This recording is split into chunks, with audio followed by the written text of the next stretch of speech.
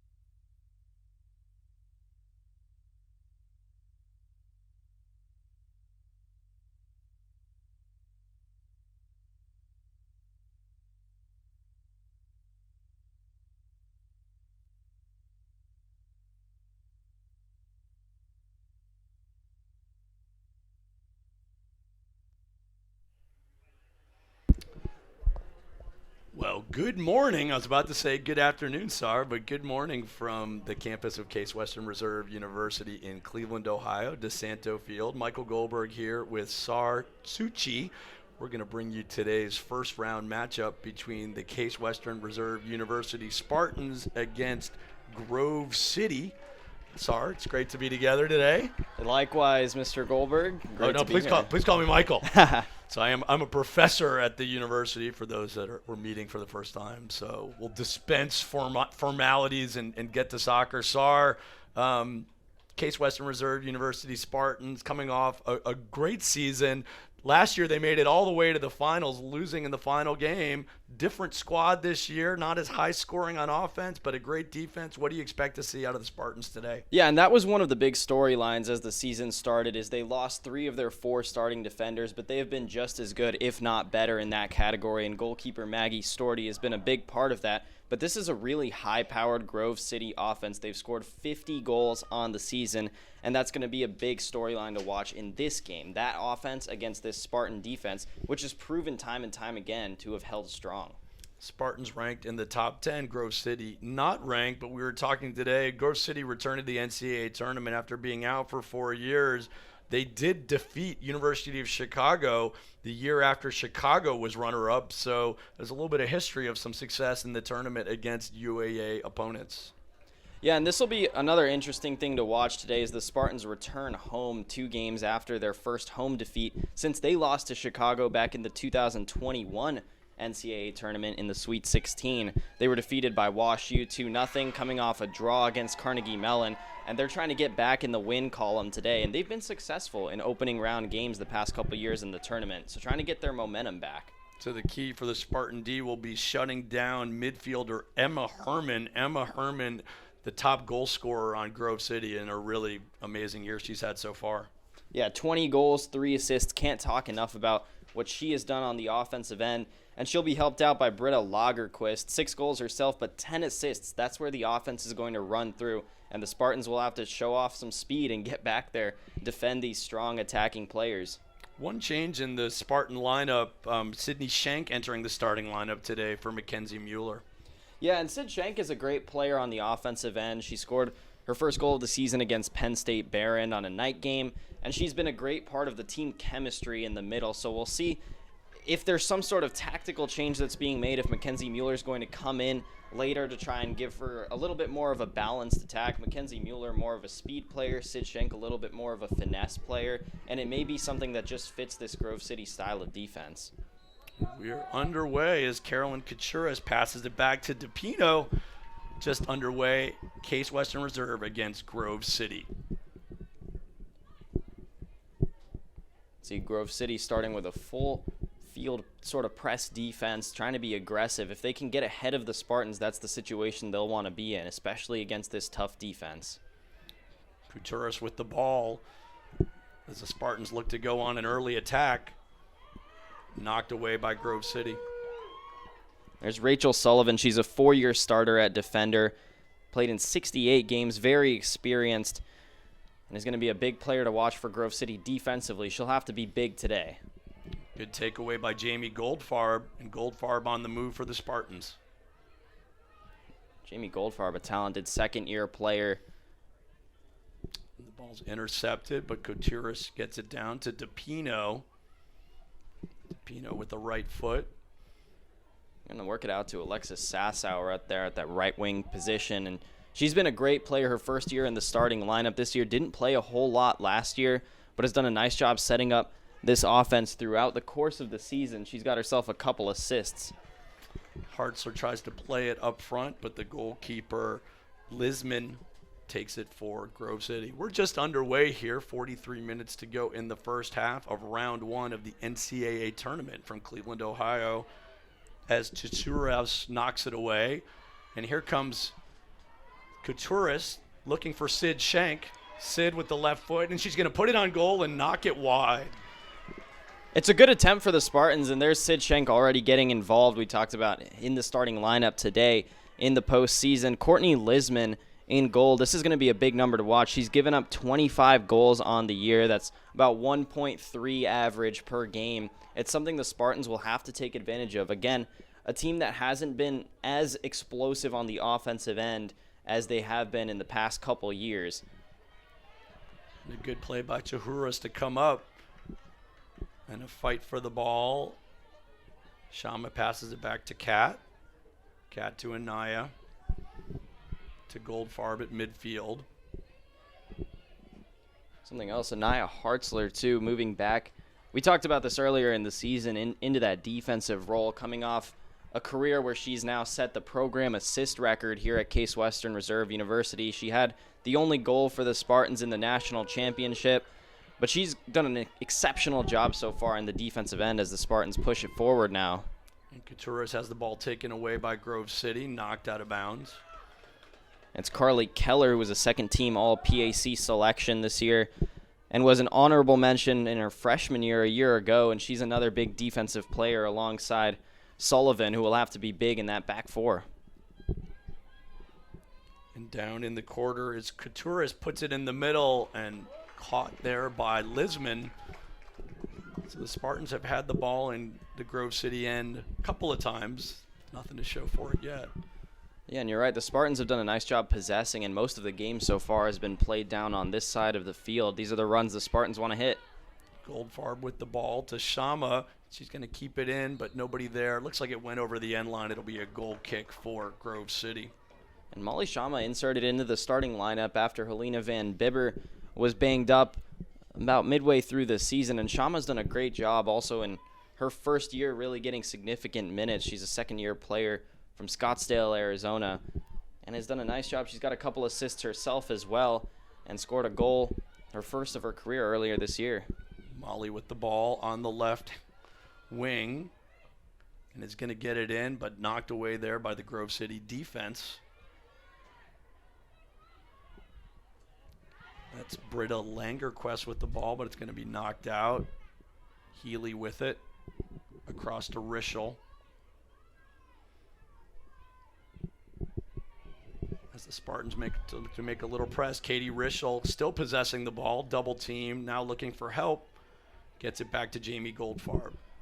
And we've seen Rischel do this a couple times this year. She scored a goal herself. She had in the opener a nice through ball that she played to Van Bibber for a goal. So if Katie Rischel gets going on the offensive end, even from that right outside back spot, she can be another weapon to add to this Spartans attack. It's an attack that needs some help. Their leading scorer is only with 3 apiece. And knocked out of bounds. Molly Shama can't get it. It's going to be another goal kick for Grove City. Sorry, you talked a little bit about the goal distribution and lack of firepower to say last year the Spartans with Cameron Hartman and Ani Washburn, a lot of goal scorers, a little bit different this year. Yeah, absolutely. And Helena Van Bibber had 10 goals a year ago too. And I think she benefited a lot from having players like Cam Hartman and, as you mentioned, Annika Washburn, 2 All-Americans that the Spartans have had to replace. But this year, it's been Carolyn Couturez and Mackenzie Mueller, each with 3 apiece. And again, Mueller not in the starting lineup. It's been a committee of players after that. This Spartans team has scored just 24 goals on the season. You compare that to Grove City on the other side with Herman, who herself has 20. And the pass is in the middle. Shama was there, but knocked away by Grove City. Goldfarb retains possession for the Spartans. Passes it out to Kat on the wing. To Sharuhouse with a little bit of run. She kicks it, tries to shoot, but it is knocked away by Grove City. Chased down by DePino. Now Goldfarb with the ball at the 25-yard line. Goldfarb dribbling, maintains possession. Looking to make a move. Puts it inside and just out of reach for Couture. So some nifty skills by Goldfarb, but couldn't get it on goal. Yeah, Jamie Goldfarb's sort of a two-way player. She can come out from her defensive mid spot, that holding mid spot, and play some good offense as well. She tried to put that on a line looking for Carolyn Couture. Sid Schenk in the area as well. Another opportunity for the Spartans, but the Grove City defense just holds strong enough. D'Amato with the ball up to Mathis. Mathis plays it back. Now back to Mathis around midfield, and she's going to kick it on this wing to Lagerquist. But Chahuras is there, and she'll just kick it out of bounds. It's going to be a throw-in for Grove City. They can finally set up an attack. Haven't had a lot of opportunities to do so, so Lagerquist will be a key player to watch, especially getting crosses in, getting passes into the box from that spot. Rachel Sullivan hits it. Looks like it hit Shama's hand. I believe that's going to be a handball and a free kick for Grove City. And this might be the first test. Again, we mentioned Maggie Storty in goal. She's given up just 8 goals all season. A strong Spartan defense on a set-piece chance here. It'll be Rachel Sullivan, it looks like, to take it.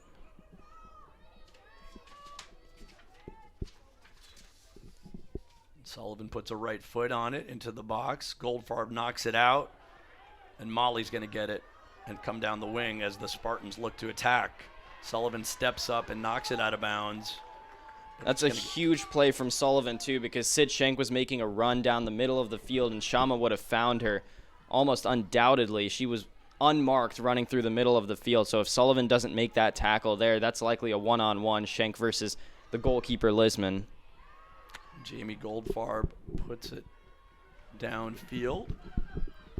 Shama's going to put a chase on it, but Sullivan kicks it away with the left foot, and there's Goldfarb. Could have been a handball, but not called. Goldfarb's going to put it in the middle to Carolyn Couturis. Couturis passes it back to DePino. DePino double-teamed, and that ball is nicely taken away by D'Amato, but now Sid Schenk has the ball for the Spartans. She puts it to Carolyn Couturis. Back to Schenk, but knocked away. Cat comes up with the ball. Freshman out of Revere High School in the Akron area. Oh, nice move by Katie Rischel. Rischel puts it in the middle, knocked away by Grove City. That's what we were talking about just a few moments ago with Katie Rischel coming out and joining the attack. Those are the types of plays that she can make, and nearly got an opportunity for Carolyn Couture's shot. Another chance. They look like they're trying to feed it to her up at that 9 spot, but a couple balls that have been just out of her reach. Maya Healy knocks it out of bounds. So 36 minutes to go in the first half. No score. Case Western Reserve and Grove City. A couple updates from around the country. On this side of the bracket, Amherst, who was here a year ago, has taken a 2-0 lead over Maine Maritime. We talk about some UAA competition. The Spartans, a couple of their opponents from earlier this year have already gone final. NYU has defeated Southern Virginia 3-0. Last night, Carnegie Mellon defeated Washington and Lee 1-0. They'll face off after they had a regular season draw earlier in the season. Oh, and a good defensive play there by Grove City, but taken away. That was Carly Keller coming up from the defense. But the Spartans now have it. Knocked away. Cat puts the ball to DePino. DePino back to Cat. Looking to advance. Finds Molly Shama on the wing. Shama looks to play it inside, but knocked away by Grove City. And Lisman hasn't had to face a lot of shots on target so far. It's been a lot of good defense. In fact, the Spartans have none officially on target today. And Anaya Hartzler weakly hits it to Lisman, who corrals it for Grove City. Another update, the defending national champs, Johns Hopkins, mentioned they defeated the Spartans in the national championship a year ago. They've just gotten underway against Penn State Berks. Rischel with the ball, looking to Carolyn Couturis on the wing to Sassower. Passed in the middle and knocked up. Sid Schenk trying to corral it, but Grove City comes away with it.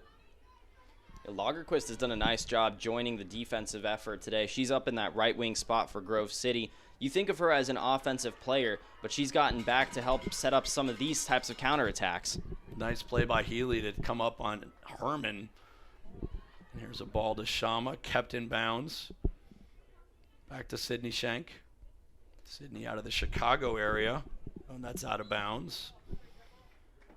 You know, you talked about this earlier in the pregame, Michael, that a lot of these Spartan players are some younger players. We have first years here, second year players here. It's going to be an interesting mix of experience and youth for this Spartans team, a team that's been in the postseason hosting the past 2 years, but a lot of those players not here anymore, and a lot of these players didn't get significant experience in those games. So it'll be interesting to see if the moment's going to be too big for them or if these Spartans are going to come up big. Referee calls an offsides on Emily Herman. So Herman out of Hilton, New York, a 5'9" junior. And we haven't seen a lot of Herman so far today. The Spartans have done a nice job corralling her. She's the PAC President's Athletic Conference Offensive Player of the Year and was the most outstanding player in the PAC conference tournament. So she's been successful in tough games. DePino with a nice run, puts a left foot on it, but it goes wide of the goal. DePino with some good hustle there, but again, the Spartans haven't been able to put the ball on goal early here in the contest. Yeah, you're right. That's their second shot officially. They have had trouble getting it into a challenging position. Lisman has been good in her alignment, but the defense has held strong, and that was something we wanted to watch coming into this game. Could this Spartans break through a defense that's given up 25 on the year? Rischel comes up. DePino with the ball, looking for help to Sydney Schenk. Sid with a left foot to Molly Shama. Shama looking to attack. Puts it inside and knocked there by Lisman. So a good play there. No one home to knock it forward, but Molly Shama at least got it on goal.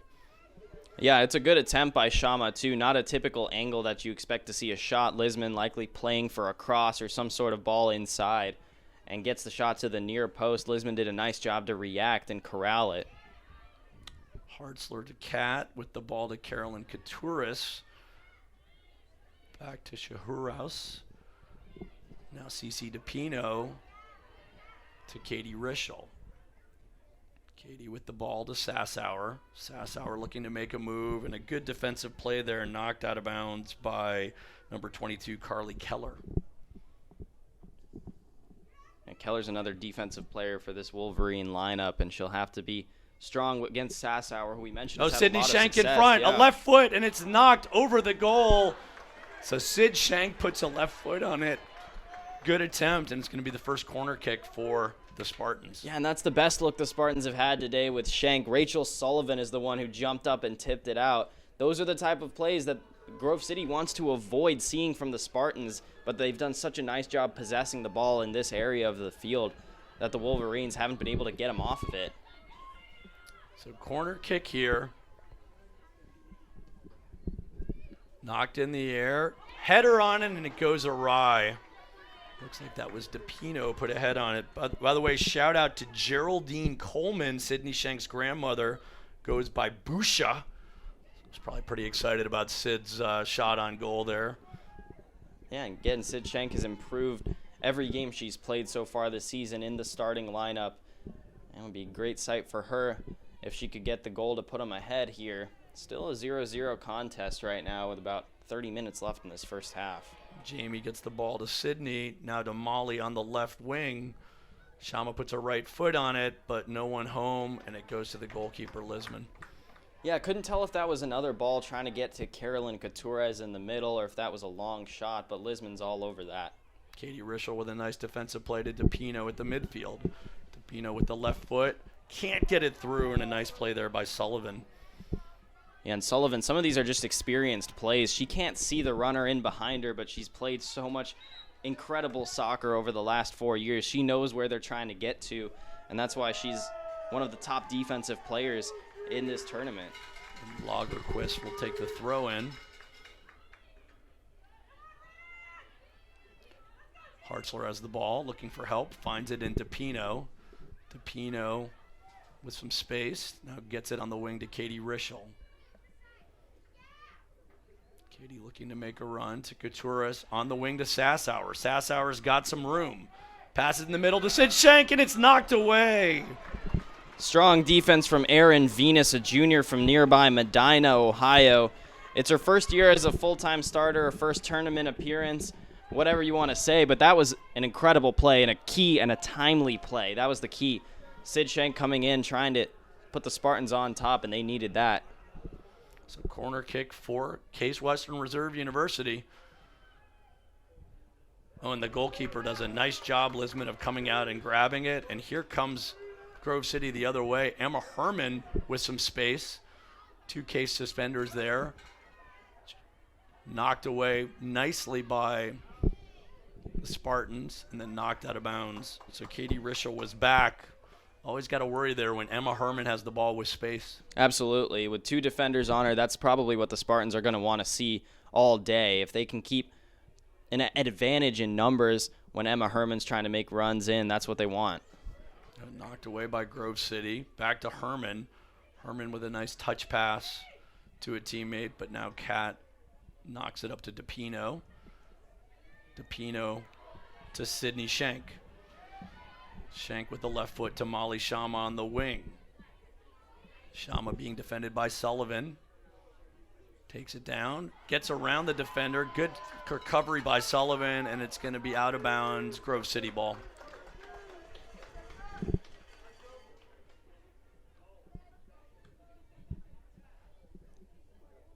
Mathis with the ball back to Sullivan. Sullivan boots it down, looking for help. DePino hustles back and gets it to Hartzler.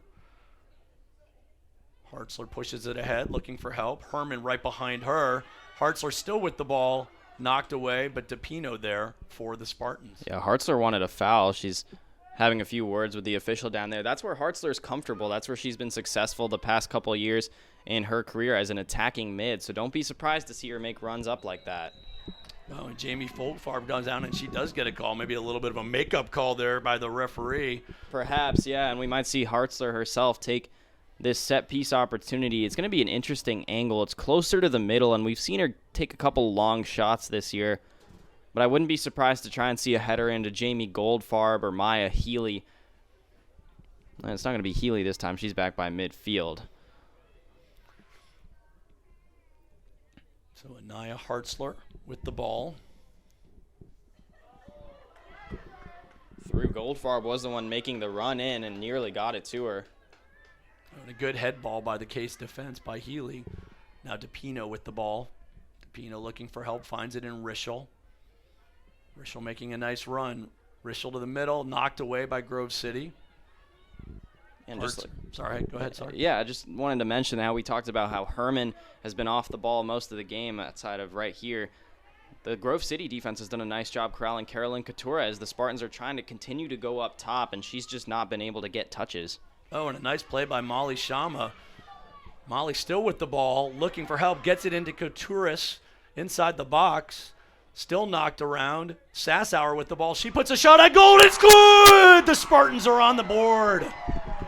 A beautiful spinning shot, Alexis Sassauer for her second goal of the season. That's exactly what they needed right there. They've had a lot of opportunities. They just have not been able to convert so far, but Sassauer took matters into her own hands, and with defenders draped around her, got it over Lisman and a perfectly placed ball.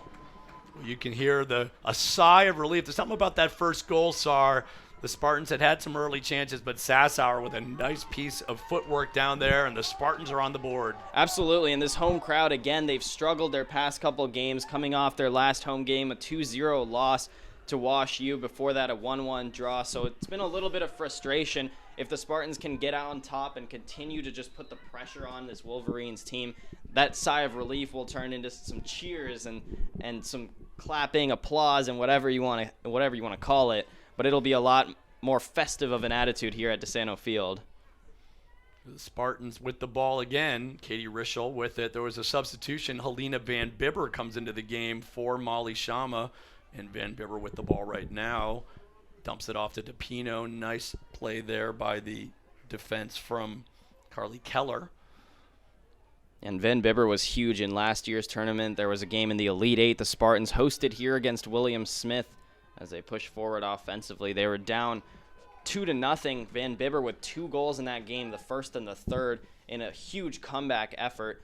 She's been banged up over the course of the season, but she's back and she's healthy now, so trying to extend this Spartan lead. She's up in that left wing position. So a goal kick for Lisman. Not kept in by DePino. Couturis with the ball. But Grove City has possession.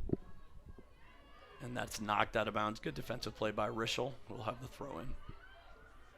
And still plenty of time here in the first half, about 25 minutes left to go, but Grove City's going to have to start playing with a bit more urgency here, especially on the offensive end. Going into the break, down 1-0 versus 1-1, it's basically a 0-0 game at that point, and that really changes how they're going to approach in the second half. If they can get one to equalize here in the first half, their approach is going to be completely different.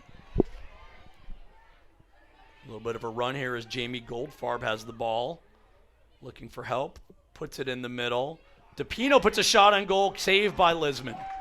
And that's a big save by Lisman because a 1-0 game is a lot different from a 2-0 game. If the Spartans really start to get going, it'll be a tough outing for Grove City. And as long as they can keep the Spartans away from extending their lead, they'll be in good shape. And here comes Grove City with an attack. And Maggie Story's going to need to come out and put her paws on the ball, which she does. So there was Grove City. Yeah, it was Lagerquist making the run inside, and she timed it really well and a nice through ball. Maggie Story did a nice job coming a little bit off her line to get to that, because that would have been a dangerous chance for Grove City. Hartzler with the ball, looking for help. Good play there by Grove City. Hartzler gets it back. Still looking for help down the sideline. Couturus with the ball. And it's knocked out. That's going to be a corner kick for the Spartans.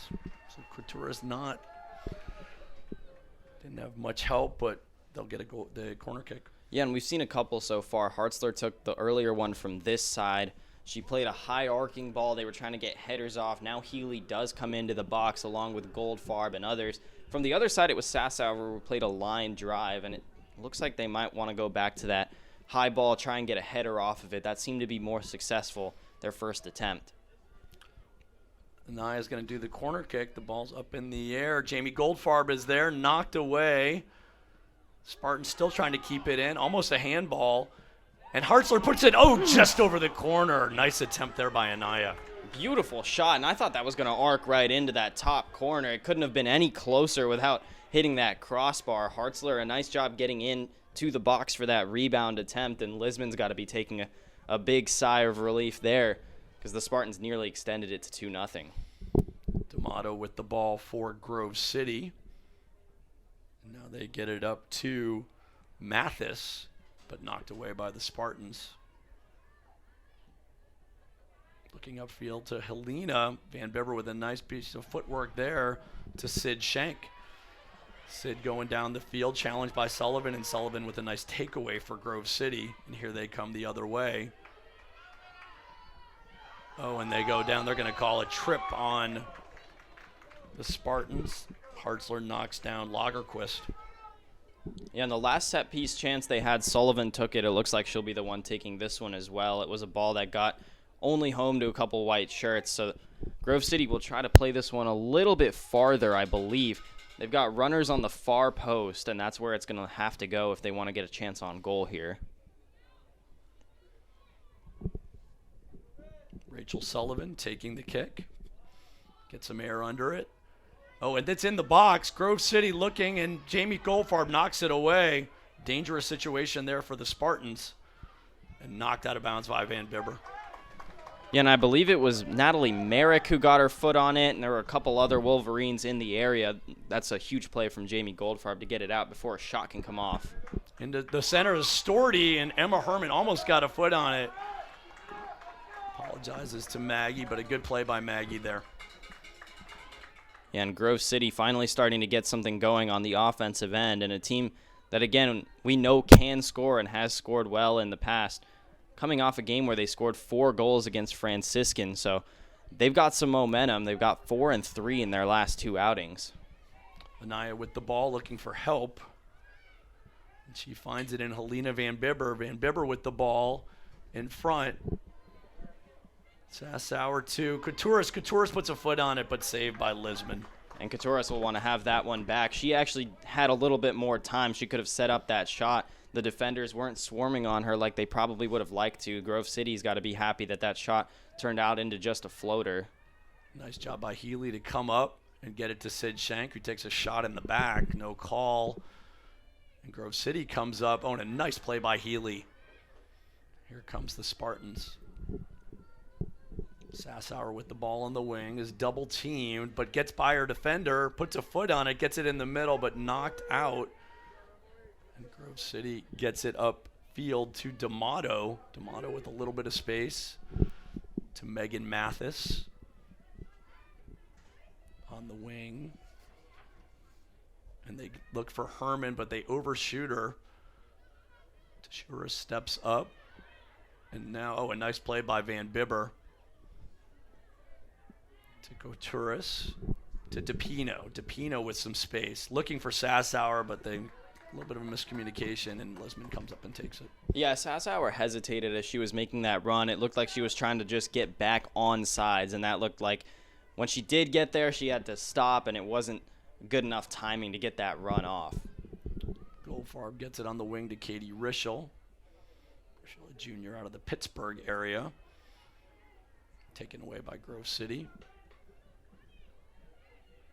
Sid Schenk there, but the ball is knocked up by Aaron Venus. Spartan steal, Sid with the ball to Helena. Helena with a nice move at the right foot, going towards goal, and still going, but now it's ultimately corralled by Lisman. So Helena Van Bibber, that ankle looks healthy, doesn't it? She makes a nice move to get inside. One touch a little bit longer than she would have liked. Still nearly got a shot off, but if she can get into a rhythm, that'll be big for the Spartan offense. There's going to be some subs for the Spartan at the next whistle, but here comes on the other end Megan Mathis. Will hit it in the middle, goes out of bounds. Yeah, cross came off. A couple Wolverines were in there, but good defense from Katsaruhas to push her towards that baseline as here come these subs. So Maggie Farah checks in for Corturis. DePino will take a seat, as will Sassower. Andrea Silva checks into the game, and Abigail Meneses. Andrea Silva up in that right wing spot. She's a very speedy wing player.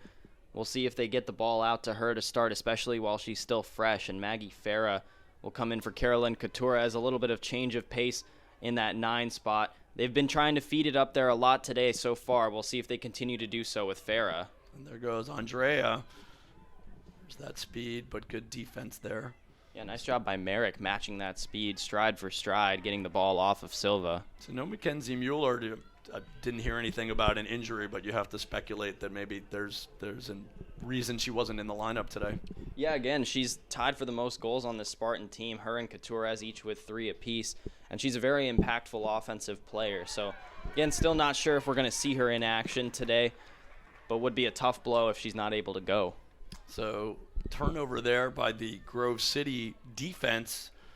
As a defensive error knocks it out of bounds, it's going to be a corner kick, and Hartzler will take it from the right side of the field. And again, it was Sassower who took the first one from over here. Hartzler's been trying to play them up, trying to get headers. They nearly got one last time to Goldfarb. We'll see if they go that direction again. Knocked in front, and it's hit over the goal. I think that was Maya Healy coming up from the defense. Yeah, and Healy got a good contact with it, but not on the right part of her head. She wanted to get more on that side so she could direct the ball in towards goal. Lisman had come off her line trying to punch that ball out. So a near dangerous opportunity for the Spartans if Healy had gotten the contact she would have liked. Healy's a first-year student out of the Chicagoland area, New Trier High School. Van Bibber and company get the ball. Nice job there by Helena.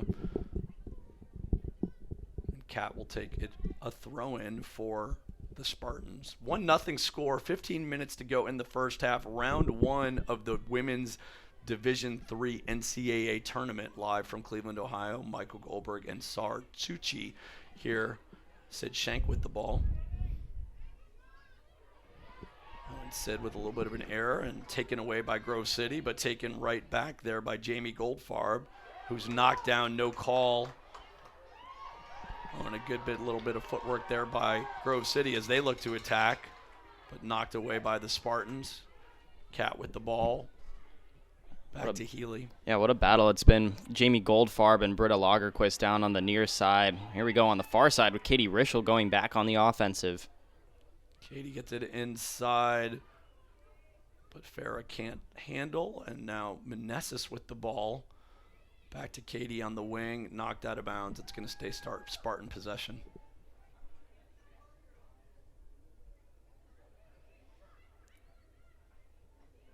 Back to Rischel.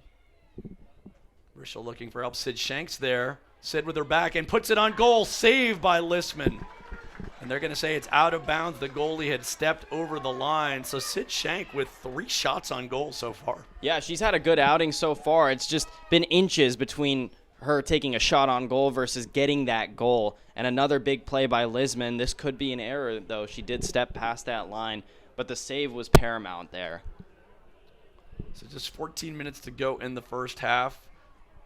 Spartans on the board on an Alexis Sassower goal. And here's Hartzler's corner kick, looking for help. Still played in the middle, and it's knocked around. Silva tries to get a foot on it, but goes over the goal. Yeah, and it looked like I couldn't quite tell who got that initial header, but that one was a more direct ball in towards the goal. A lot of red jerseys there, of course. Silva will want to have that shot back, just placed it high. Lisman plays it up. Andrea Silva is there into the middle to Farah. Farah puts it on the to Van Vibber. Van Vibber misses the goal. Good opportunity for the Spartans. Just a little bit wide there, and the ball might have been inches too far for Van Bibber. She would have liked to play that low and away. Instead, got to it just a tad bit late and had to play it high. Again, would have been a huge play for Alina Van Bibber getting back in her scoring rhythm. Instead, it remains a 1-0 game. Grove City with the ball. Kat takes it away. Back to Anaya. Anaya down to Andrea. Knocked away. Andrea still fighting for it. Gets knocked down. No call. Katie Rischel is there for the takeaway for the Spartans. Yeah, it looked like Keller stepped on the ball there and then missed that touch there. Silva gets it through. And Silva looking to cross, and it'll be another corner kick for the Spartans. Yeah, they're really pressing forward now. This is going to be the 6th corner of the game. We saw an attempt on the last one from Silva, and it looks like any moment now they keep pressing forward. Any of these could be another breakthrough. Just a matter of when is it going to come.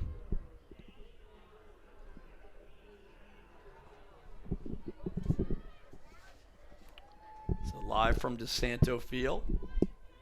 Michael Goldberg, Sar, Zucchi here. 12 minutes to go in the first half. The Spartans up 1-0. Hartzler's ball is in. Jamie Goldfarb tries to get a foot on it. Meneses puts a foot on it. It's knocked away by the Grove City defense. And then upfield, Rischel with it. Herman challenges, but Rischel gets it on the wing. Now inside to Farah. Farah looking to do something with it, but taken away by Grove City. There's contact, and they're going to call a foul on Farah. Yeah, it's going to be against the Spartans. They would have liked to have this going the other way. But a huge play a few moments ago from Erin Venus. We mentioned her earlier in the game on that Spartan attempt off the corner kick. It was a chance for them to get a counterattack, but it continues to be 2 defenders back and marking Emma Herman every time Grove City tries to set up an attack. That's what the strategy has been today, and it seems to be working so far for the Spartans. Silva with the ball back to Rischel. Rischel with the left foot. Taken away by Grove City. D'Amato with the ball, and it's going to be Spartan ball. Oh, they changed their mind. Grove City ball. And it looks like we're going to have a substitution. And Tori Stevenson will check into this game. She had a goal and an assist last Saturday in that 4-2 win over Franciscan. She was part of the All-PAC tournament team, so she's another offensive-minded player for the Wolverines. She'll take Merrick off. It's a little over 10 minutes to go in the first half with the Spartans up 1-0. This would be big if Grove City could steal a goal here in the last couple minutes. Oh, and there goes the Spartans. Farah with the ball. Farah puts a shot on goal, and it's wide. And it looks like Lisman got a touch on it, so it's going to be a corner kick. And Maggie Farah really started getting going last year in the postseason. She had a spinning crossbar shot that went in and sort of cemented herself as, hey, I'm a player who can make things happen on the offensive side of things. So we'll see if she can get hot too. She'll be a huge offensive addition for the Spartans. Another corner kick for Hartzler. And Farah's on the near post here making a run in. It's a short one. Back to Hartzler. Hartzler puts it on goal, and it is there. There's Silva, and it just goes over the crossbar. Another chance. We've seen a lot of these go high for the Spartans for whatever reason, and Silva's had 2 now that she would like to have back.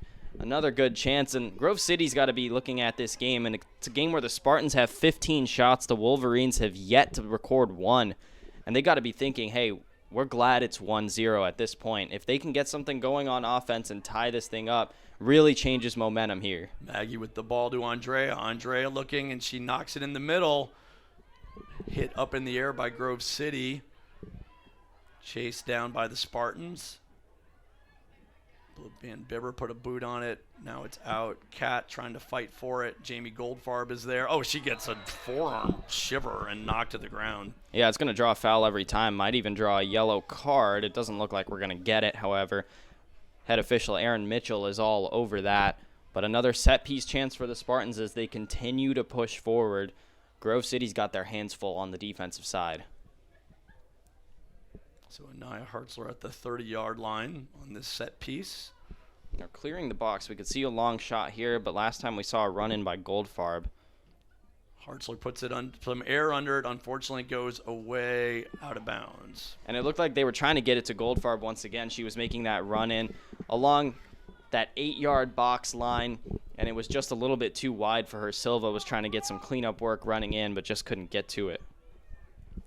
So we're almost at the 8-minute mark here at DeSanto Field. 1-0 your score. Goldfarb knocks that. It's going to go out of bounds. It'll be a throw-in for Carly Keller in Grove City.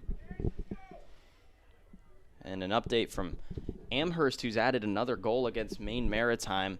That game's 3-0. That second half just underway. Also, MIT has gotten started against CMSV. They would be on this side of the bracket. The winner of this weekend would play the winner of that weekend over there as well. So another interesting lineup to follow. Sydney to Maggie, back to Sydney looking for help, and Sydney throws the defender down. Yeah, sort of returning the favor from a few plays ago. Emily White was on the receiving end of that. Another first-team All-PAC player. She was as a midfielder in 2021 and then as a defender in 2022 and this year. Here comes Grove City with the ball. Lagerquist, but taken away, still fought for, 50-50 ball as Herman comes up with it. She's double teamed, gets it back to a defender. Herman dropping back to the midfield with Stevenson coming in the game. Here's Grove City with the ball on the wing, and it goes back to Maggie Storty. Maggie boots it up in the air, anyone's possession. Nice job by Jamie Goldfarb to Silva, who gets knocked down, but play on, says the ref, as Farah has it, and with an advantage back to Silva. Silva double teamed, and they'll go back to the goalkeeper, Lisman. On the other side, though, a nice defensive play from Maya Healy, playing that back to Storty as the attackers were bearing down on her, not trying to do too much. That's something you sometimes see from first-year players. But Maya Healy's taken ownership of the situation, has done a nice job all year for the Spartans in that right center back spot. And they're going to be a call. I think there was Goldfarb got pushed, so it'll be a free kick for the Spartans. You got to imagine the Spartans feel like this game should be more than 1-0. I expect them to be aggressive in these last couple minutes, continuing to attack. Andrea puts the ball in the middle. Sid Schenk is there, but knocked away by the defense. Jamie gets a foot on it. But back to Grove City. Stevenson with it. And Sid Schenk with 4 shots so far. You've got to imagine she's going to try and continue to break through at some point here. So Maggie with the ball. The UAA Player of the Week last week. Maya Healy looks upfield and unfortunately goes out of bounds for the Spartan fans that maybe listen. And this is a Grove City team that you mentioned has improved year in and year out since that tournament appearance in 2018, finally making it back. Coach Melissa Lammy has been the head coach for 31 years, and this Grove City team under her has only had 4 seasons under 500, has had a great run here and would like to continue that here in the tournament. But right now, trailing 1-0, it's been a tough outing for them so far. Still trying to get that first shot off. Jamie Goldfarb with a good job coming back to Storty. Maggie looking for help and finds it in Maya Healy. Back to Maggie. 4 minutes, 40 seconds to go in the first half. Anaya Hartzler takes it, looking for help to Farah. Farah does a nice job to come back and get the ball to Abby Meneses. Helena Van Bibber has it. Helena looking for Silva. And it's knocked away by the defender from Grove City. Good play by Carly Keller.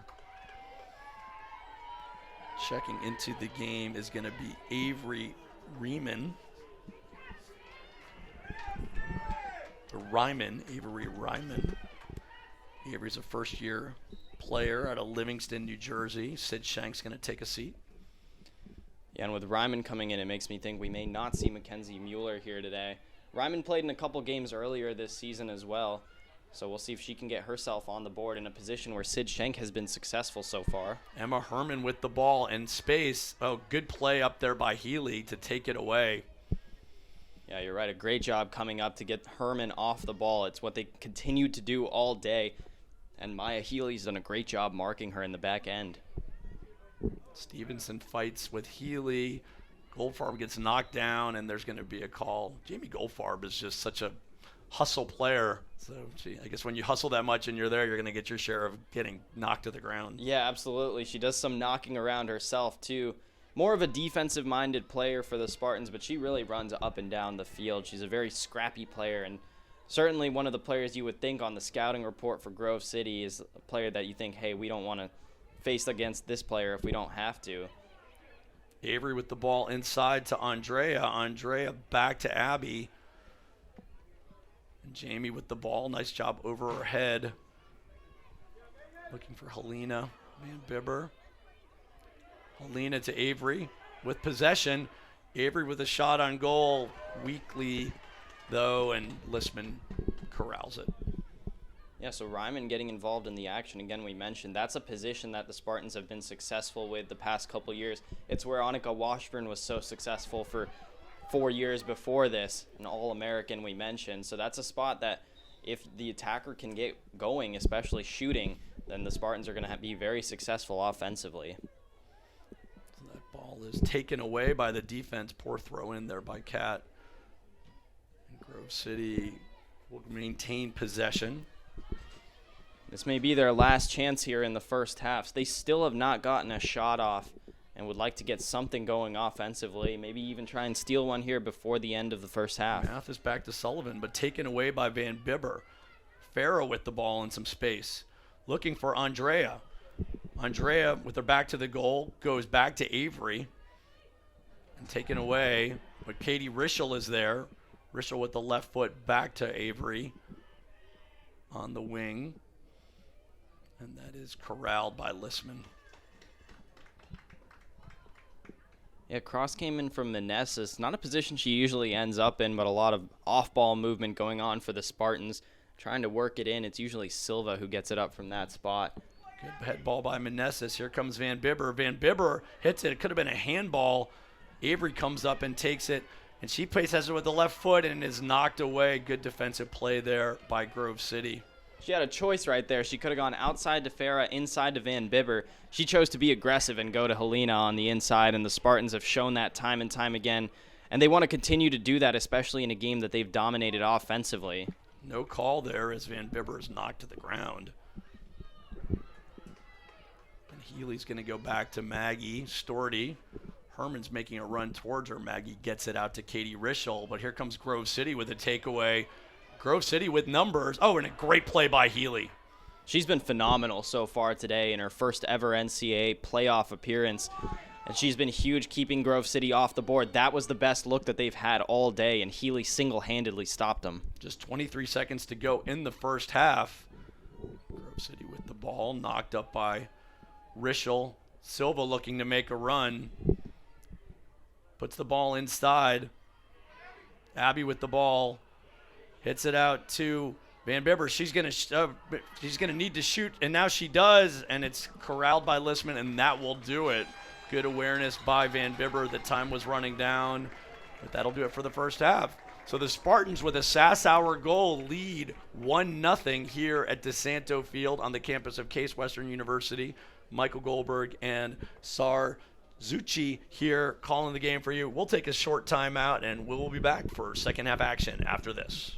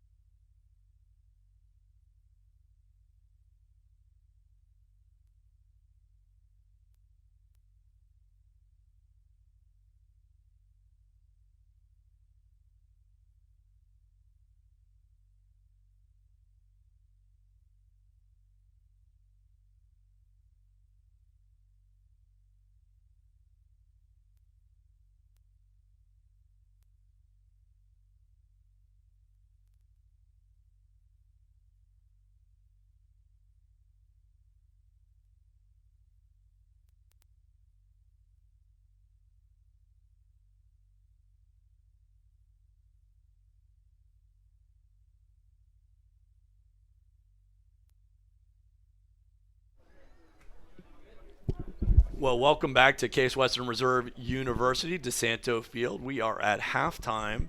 The Spartans of Case Western Reserve University are up 1-0 on Grove City. Michael Goldberg along with Sar Suchi here on campus. And Sar, a lot of chances for the Spartans, but only one goal to show for it. Yeah, you're right. 18 shots, 8 on target. The one goal, of course, we've seen 7 saves from goalkeeper Courtney Lisman for Grove City.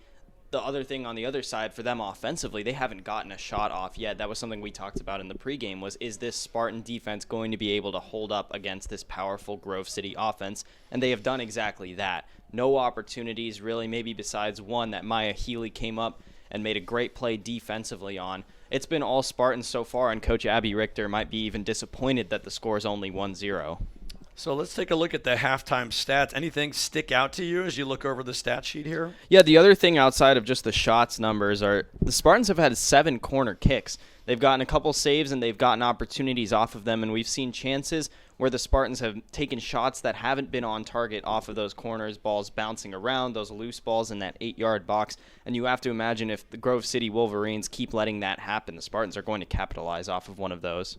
So the leader in the shots category, but only one on goal, was Sydney Shank. Sydney starting today for the injured Mackenzie Mueller. Yeah, and Sid Shank has done a nice job in that spot, really has. She's done a nice job filtering attacks through her, trying to get it up to the wing players and to the 9 spot. And she's been active herself, especially we talked about how she's gotten better over the course of the season. And she's done a nice job just filtering, getting balls to herself that she could play somewhere else, but she's being an aggressive attacker today. And what do you look for in the second half? Do you think Coach Abby Richter will make any changes on the Spartan side of the ball? You know, typically she likes to come out with the same starting lineup. It's been the case almost every game this season in the second half, and I expect that to continue here today. They're going to get the starters back in, most likely. Molly Shama had a nice first half with 2 shots and both of them on target. I expect them to get Sassauer back in the lineup where she started and had that beautiful spinning goal.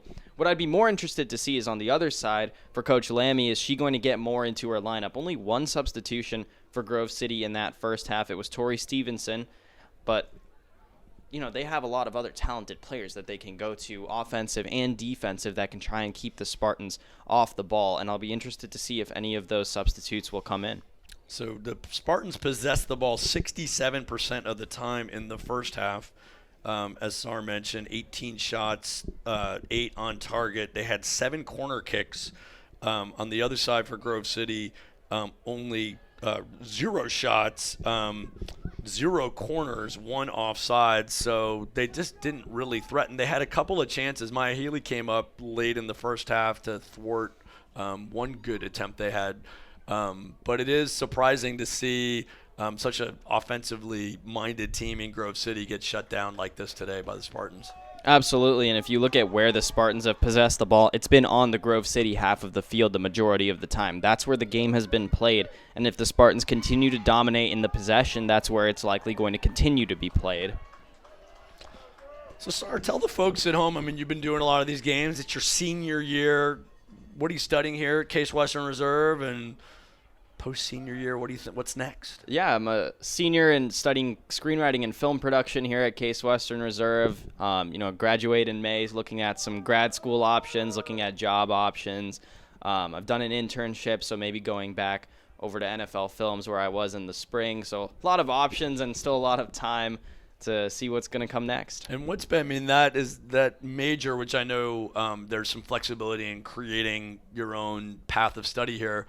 Not a ton of people at Case Western Reserve sort of studying that, sort of curious how you got interested in film, and then have you been able to make the academic side of the journey here sort of work to align with your interests? Yeah, it's something I've been passionate about the past couple of years. I actually started as an economics major and switched in my sophomore year, and I think the professors in the film and the arts departments in general have just been so helpful to me and have been just great in helping guide me and helping, you get a lot of smaller class sizes, get a little bit more one-on-one time with those professors, and they're very open and welcoming. And I think that's been huge at, just developing my passion for filmmaking and then just developing my skills at it as well.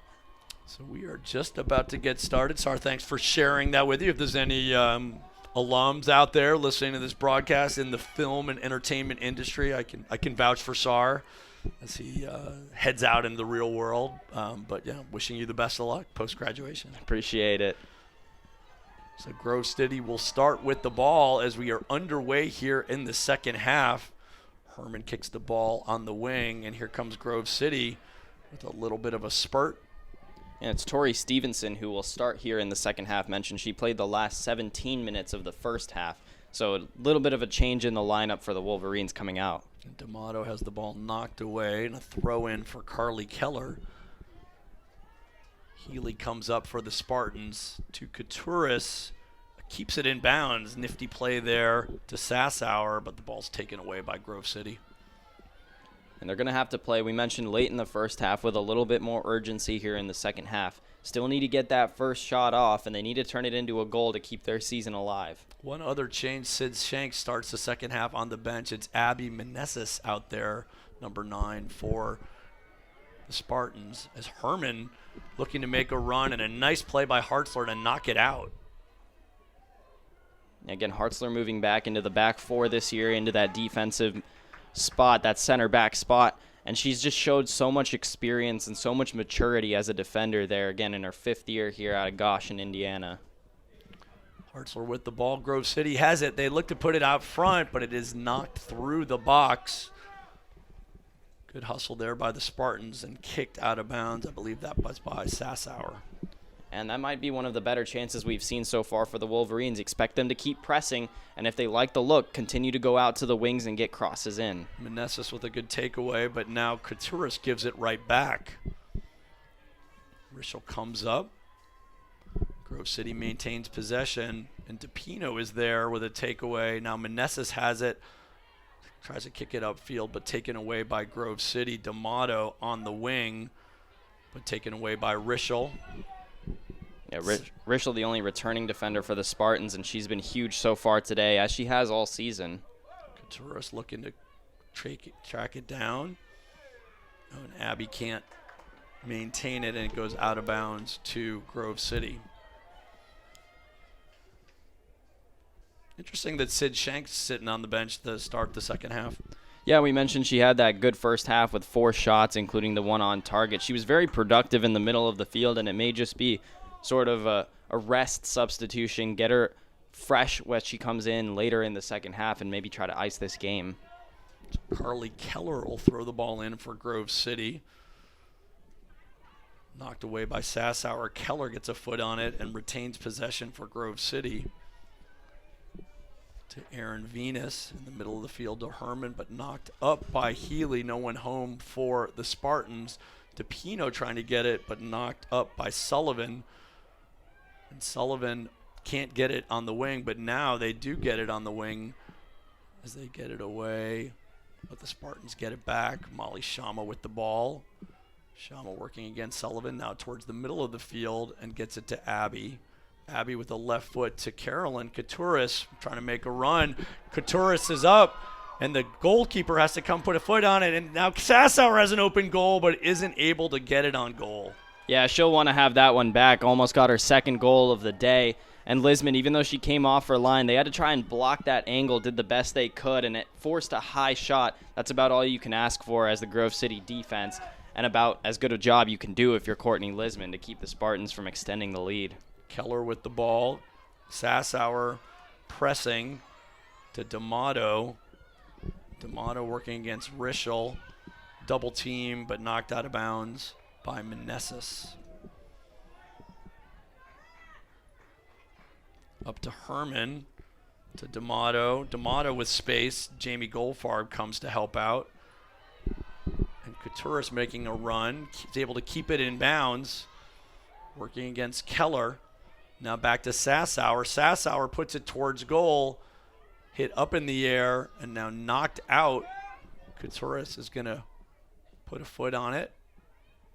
Looking to create and kept in bounds. Now the ref is going to say Grove City ball, so it just went out of bounds. Yeah, good challenge, though, by Alexis Sassower getting that cross in. It was DePino who was in the area of it. Natalie Junta did a nice job defensively to knock it away. Could have been another chance for the Spartans. D'Amato and hit, and that's going to be a goal kick as Sassauer knocks it out. And an update from MIT and CMSV.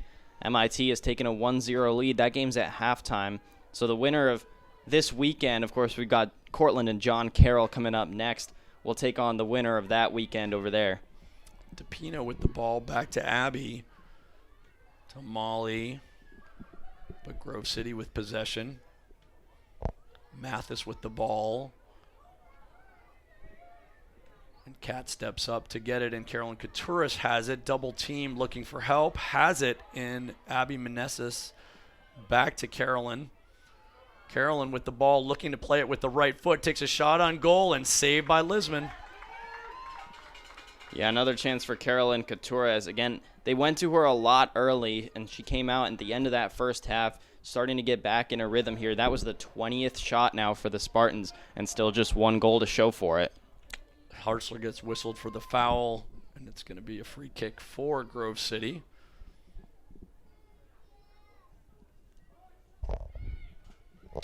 Junta with the ball, working it across the field, but Rischel steps up to Sassauer. Sassauer has DePino streaking. Double team by Grove City. DePino with a nice pass to Couturis, who's just wide of the net. That was a beautiful ball played in by DePino. Didn't look like there was even a runner coming in. Got it through a defender's legs. Carolyn Couturis got on the end of that, and a shot she just spun a little bit too wide and overplayed it towards that far post. But this is the type of offense that Coach Abby Richter wants to see, these runs coming into the middle. And she was a goalkeeper herself at the Division III level, came over from Kent State last year to take the head job here at Case Western Reserve, and has had great offense throughout.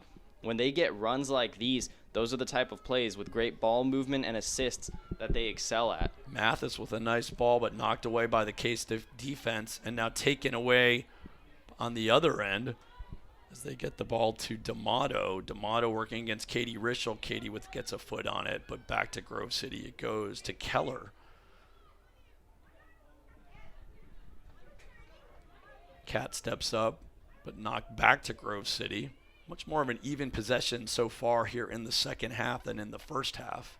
Yeah, and Grove City made a few adjustments. They're coming out a little bit more offensive. They're continuing to press when the Spartans have it on their own side of the field. They need changes like this. And still a 50-50 ball, and there's a whistle, and looks like it's going to be a foul on Grove City, so a free kick for the Spartans. And those are plays they can't afford. They can't allow fouls and knocks out of bounds to end these trap ball opportunities. That's where they need to steal the ball away from the Spartans and get things going offensively. Still not a lot of work for Herman. Cat with a kick, but taken away by Grove City. DePino tried to fight for it, but Grove City with the ball. Knocked out of bounds by the Spartans. Throw in for Grove City.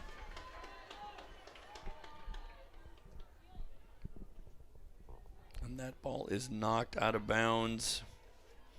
Looks like it's going to be a goal kick for the Spartans. Tori Stevenson, as Sar mentioned, came in as a sub and is in the first half, was there for Grove City. Yeah, not a lot of work this second half for Britta Lagerquist. Haven't seen her on the ball, that is, a whole lot. And the Spartans now realizing that when Herman's not the player they're getting to, that's where they want to go. So now they're trying to take her away just as much as they have to Herman. They're doing a nice job defensively. Molly Shama with the ball, looking for help. Oh, she had Couturis, but she gets it to Sassauer. Sassauer looking to play it inside. DePino with it. DePino looking for help. DePino puts a shot on it, and it's good! Goal, DePino! We saw a spinning shot in the first half from Sassauer, and CC DePino decides to match it. That's a really long shot. That's about 35 yards out, unbalanced, and getting it in a perfect spot where Lisman can't get to it. And CC DePino, she's got her third goal of the season as well, and that's a huge moment. You know, we talked about the Spartans have taken all these shots on goal, and you expect them to break through at some point, and that's finally the opportunity that they needed, and now this game is wide open for them. 2-0 Spartans here. 36 minutes to go in the game as CC DePino puts it in the net for the Spartans. So now Grove City's got to be extra aggressive, and that's not the style of play that they have shown so far today. That wasn't the plan coming in. They wanted to be a little bit more conservative and not make mistakes. Now are they going to try and force the ball up to Herman? Are they going to force it outside to Lagerquist? They're going to have to get something going on the offensive side. And the Spartans with the ball deep. Nice save there by Keller. Keller looking for help, but Healy steps up for the Spartans. Healy making a run towards the middle, puts a left foot on it looking for Shama, but knocked away and up the field. Good header by Anaya. Anaya comes out with it, but knocked away by Herman. But now stolen away by the Spartans. Nice play by Healy. Sassower looking for help. Plays it back to Rischel. Rischel in the middle looking for Molly Shama. Good play there by Sullivan, who stepped up. And here comes Grove City the other way. Playing with speed, that's what we'll likely expect from them pretty much the rest of the way. Mathis has some space in the middle to Stevenson, but Abby Meneses gets it, but she gives it right back to Venus. Venus to Herman. Herman, errant pass, and the Spartans clear it. And that's a good play by Sassower. Couturis making a run for it, but played back by the defense White to Lisman, back to White. White looking for help. Kicked out of bounds by Grove City. You know, the Spartans have played 16 games this year. They're 11-1-4, 4 draws, 1 loss, 11 wins. In 8 of their games, so half their games this season, they've scored 2 goals. They have won all of them. This is a very tough task for Grove City, and they're going to have to make something happen right now. The Spartans get the corner, and Sassower will take this one. It's a short ball to Couturis, back to Sassower, and Sassower kicks it out of bounds. Wasted opportunity there for the Spartans.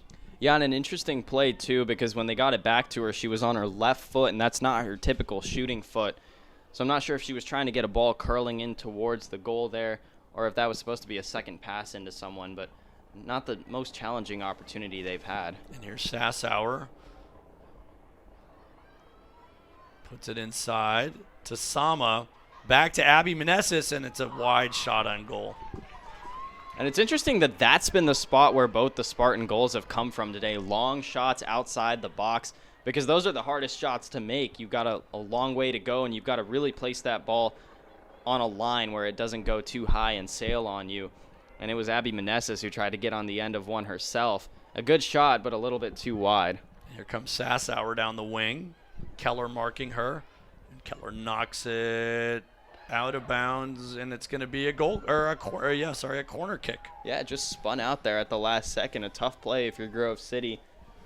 That's been the way the ball has bounced so far today in favor of the Spartans the majority of the time. They're going to have their 9th corner of the game so far. So 2-0 your score. Spartans on top, 32 minutes to go in the game. Sassower puts it inside. Healy came up, couldn't get it in, and it's going to be a goal kick. And it looked like Healy's ball maybe even hit her teammate. Couturis was up there as well, and not sure if that was a bit of a miscommunication in terms of positioning there. But Grove City gets bailed out that time. And Keller up to D'Amato. Rischel with a good contest. Takes the ball away, back to Sassower. Back to Katie Rischel. Rischel looking, but knocked away, and here comes Grove City the other way. Oh, good play by Jamie Goldfarb to keep it in the Spartan possession. CC DePino. DePino with the ball double-teamed, triple-teamed, trying to look for help. And she finds Rischel. A little miscommunication. Goldfarb will chase down the ball. Goldfarb with some good footwork. Puts a left foot on the ball. It's in the box. Sassower there. Now Molly Shamo put it, and she puts it on goal weakly, and the goalkeeper gets it. Yeah, Shama had some open grass on the outside of her. If Couturis had managed to get that ball that was played a little bit high for her, Shama would have had some room to work. She got a couple shots on goal in the first half and is on the ball once again. Shama with the ball, and that ball is caught by Lisman, so Spartans keeping the pressure on. Yeah, they've got 25 shots now. Naya puts a head on it. Still 50-50 ball, and now here comes Grove City. Grove City streaking down, and the ball is knocked out of bounds. It's going to be a corner kick, Grove City's first corner of the ball game. How about this performance by Maya Healy today? She's a first-year defender, her first ever postseason appearance. She gets the start once again. She's been in the lineup all year and has made significant contributions to the Spartan defense. A couple huge plays that have kept the Wolverines off the board, and quite frankly, she's done a lot of them single-handedly, including that one right there. So corner kick for Grove City. That ball's played in the middle, knocked out of bounds, and it's going to be a goal kick, I believe. Goal kick for the Spartans. Yeah, they were looking for Venus, a defender right on top of her, and that's not the chance that Grove City wants. The Spartans are all over that. Looks like Sid Schenk will check back in for the Spartans at the next opportunity. She's talking to Coach Richter on the sideline.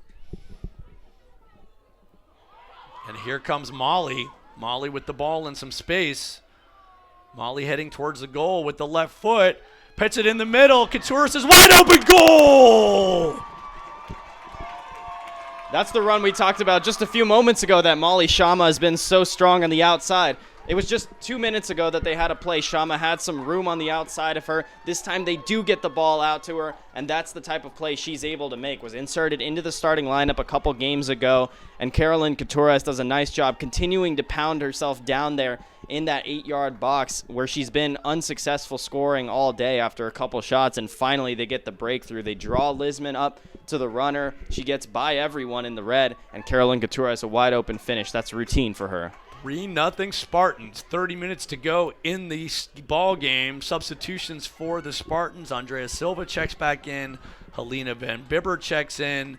Molly Shama checks out after her great assist. So Schenk, Van Bibber, and Silva in.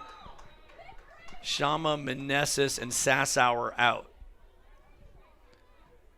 And I think that decision to sub Shama was made before that assist, perhaps. It's something that Coach Abby Richter likes to do. She likes to get into the rotation about this point with about 30 minutes left to go in the game. Keep her players as fresh as possible and just keep Grove City from having any chance of coming back in this one. Silva with the ball on the wing. Looking for help. Couturis gets a foot on it, but knocked away by Grove City as they try to play it up. Venus with the ball, and it goes back to Megan Mathis. Now Sid Schenk gets ahead on it. Van Bibber trying to get control. It's a 50-50 ball, and Grove City comes up with it. Andrea Silva with a nice job, and now DePino with possession. Back to Silva. Silva looking to streak down the right-hand side, knocked away by Keller. And the Spartans have been so successful in these first-round postseason games. The last couple outings. Defeated Chatham 2 years ago, 5-0. Defeated Pitt Greensburg last year, 6-1, and have a huge 3-0 lead over Grove City here today, continuing that streak of around to 64 games. Andreev tries to fight, but knocked away. Sid Schenk comes up with it. Sid with a nice left foot, but taken away by Grove City. Cece gets it. And now Carolyn Couturis looking for help, knocked away by Grove City. Streaking down the field is Junta. Junta just a little outside of the help, and Maggie Storty's going to be there for, puts her paws on it for the Spartans. We're under the 30-minute mark in the ball game as the Spartans, with 2 second-half goals from DePino and Couturis, now have a 3-0 lead. And Storty, still not a whole lot of work for her. Grove City's got just one corner, a couple set-piece opportunities we saw in that first half that they played into the box, but still have not recorded a single shot in this one. And that's the big storyline for that Spartan defense. They've come up huge in this postseason game. A good hustle by Silva, but Grove City maintains possession. Venus with the ball, looking for help. Back to Keller. Venus with the ball. Silva challenging her. Back to Keller. Good play by the Spartan D. DePino has it. Jamie Goldfarb with some space. Goldfarb looking for Van Bibber down the wing. Van Bibber showing good speed. Van Bibber looking for help. Knocked away by Grove City. Sid Schenk gets it back to Van Bibber. Van Bibber with the ball. Knocked away by Grove City as they turn and run the other towards the other end. Lagerquist with the ball looking for help. And Maggie's going to come up, and she gets knocked down by Grove City. And there's a call, maybe a yellow card, Sar. Yeah, usually that draws an automatic yellow when you knock down the goalie, but I think this time they might give her the benefit of the doubt. Storty was a little bit late getting down there. It looked like she was trying to trap that time.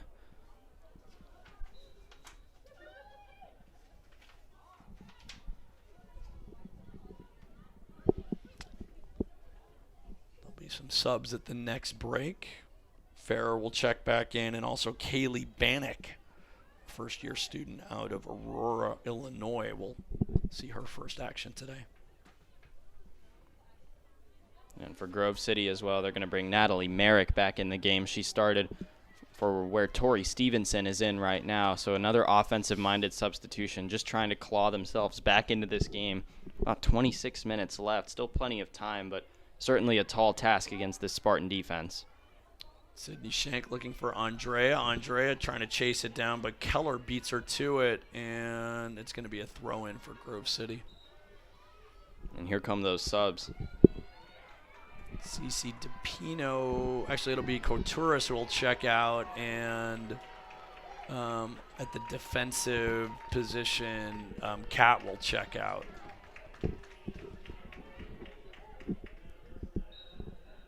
Looks like Holly Gross came in for Grove City as well. She's a senior defender from Hawaii. Played 15 games this season. Long way from Hawaii. Yeah, certainly a long trip to get over to Western PA. Yeah, I was doing a little research on Grove City. Actually, one of the famous alums of Grove City, we'll talk about in a second. Here comes CC DePino. DePino with the ball to Van Bibber. Van Bibber with the shot, and it's in! Goal, Van Bibber! How many of these are we going to see? These spinning shots off balance. Helena Van Bibber wants some of the action. Her third goal of the season. Mentioned how big she's been in postseason appearances for the Spartans over the course of her career here in her 5th year. And what a beautiful shot it was. Just arced it over into that top right corner. It's been a tough game for Grove City defensively, and when you're shooting as well as the Spartans are right now, there's not much more you can do. They played great defense in the first half outside of one play that Sassower returned the goal, but the Spartans have just come out of this second half and they've exploded on the offensive scene, and that's hard to stop. So 4-0 your score on Helena Van Bibber's goal at the 24:55 mark here left in the ball game as the Spartans have this well under control. Jamie Goldfarb will take a seat as Abby Meneses checks back into the ball game. Wouldn't be surprised to see Coach Richter get a few more substitutes to give folks NCAA experience as this game is looking very much in hand. Yeah, and she did that last year. We mentioned that first game 6-1. She got a couple of these young players, and that's important because these young players from a year ago are now, many of them, starters this year. So when they're able to get some game experience and just see how an NCAA postseason game is played, they certainly are better for it when they get into the starting lineup when they're older. Abby with the ball, looking for Andrea Silva. Farah back to Silva. Silva with some good speed, knocked away by Keller, and it's going to be a corner kick. The Spartans continuing to press forward on the offensive end, and we've seen them do that time and time again this season. When they take these leads, they continue to go forward. This is actually the most they've scored in any game all season. Haven't passed 3 until today. So this will be the 10th corner kick for the Spartans. 4 goals today, 27 shots, 14 shots on goal. The Grove City, no shots on goal and no shots today.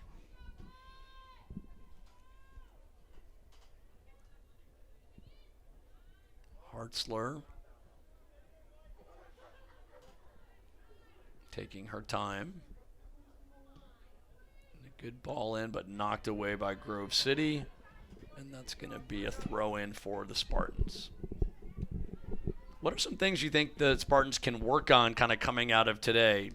Yeah, I think the biggest thing if you're Coach Abby Richter is that slow start. They got a lot of shots off and not a lot to come up for it. They'd had the 1 goal for Sassower.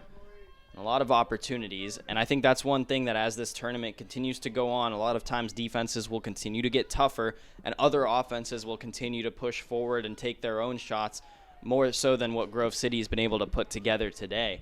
And if the Spartans continue to have these slow starts, they're going to likely have to play from behind or long, drawn-out games at 0-0. And that's not the situation they want to be in. They certainly play better when they're in control of games, and that's something Coach Abby Richter will likely focus on going forward. Meneses with it. Ball's taken away. And here comes Megan Mathis the other way with some speed, but good job by DePino to get back.